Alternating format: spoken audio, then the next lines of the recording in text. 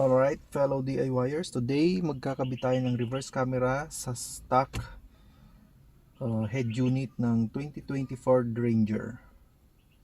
So first, tanggalin natin yung ito. If you can see this, tanggalin muna natin ito. 1, 2, tapos itong dalawang air vents, then panghuli ito. Okay, start na natin. Right, so ngayon natin ito, compression ito. Banat na, then range. Okay, natin siya.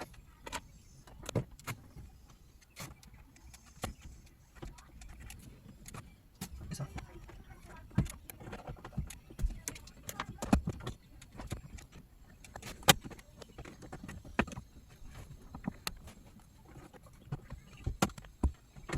Okay, again.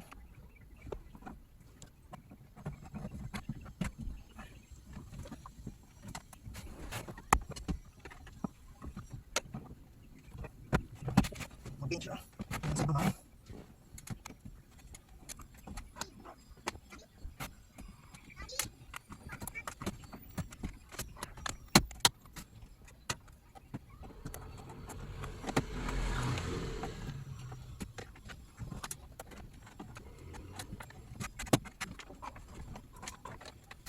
Okay.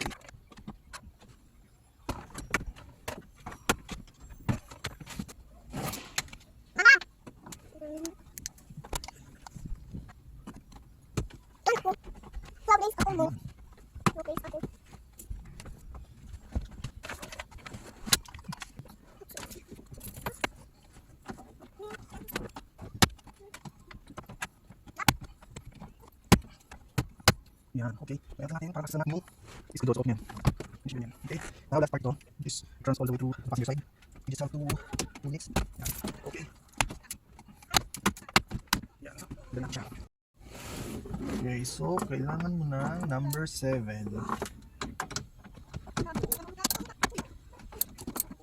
Using natin siya. 1, 2, 3. Nagligit pa rin ng mga screws, ha. Okay, using natin. So also, then yung nasa taas, this one papunta yun, actually okay na. So kailangan namin 6 this side access.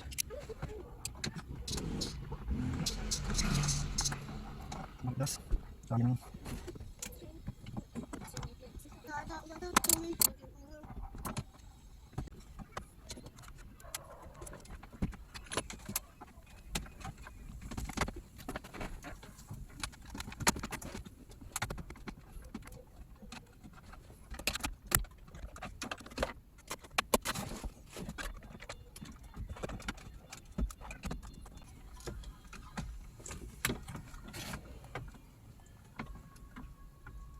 so parang matanggal mo siya. So after this, matanggal mo to. May 2 screws naman siya sa ilalim.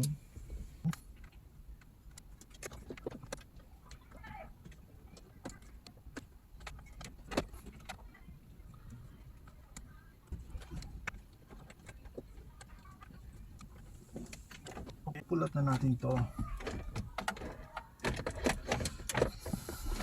Meron siyang naka-hook siya dito, so kailangan mo siyang i-pull downward. Yeah, like that. Ayun siya. So kailangan mo nang tanggalin yung mga clips dito.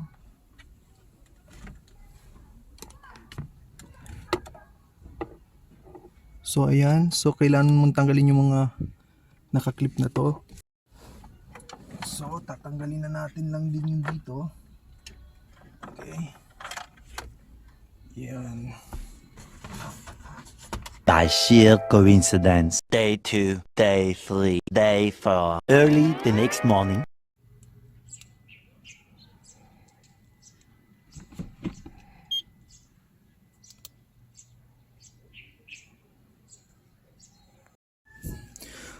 Alright, fellow DIYers, after natin ma-program using force scan, kakabit na natin yung harness na nabili natin.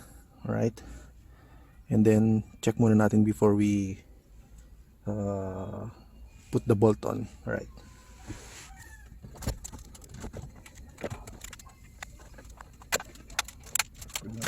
Here's nito. And then natin ang button to. So meron yung frame. Frame na natin. This is from our 2016 na 2017 Ford. So bago na siya balik. Ito na yung kagana. Alright fellow DIYers, try muna natin i-check yung camera natin. So kuha muna tayo ng power dito sa cigarette lighter. Right. Yung trigger natin, reverse. Nice. So it's working. As you can see, fellow DIYers, so successful. I just need to install my camera and then source ng power na lang. Alright, so that's it. Thank you.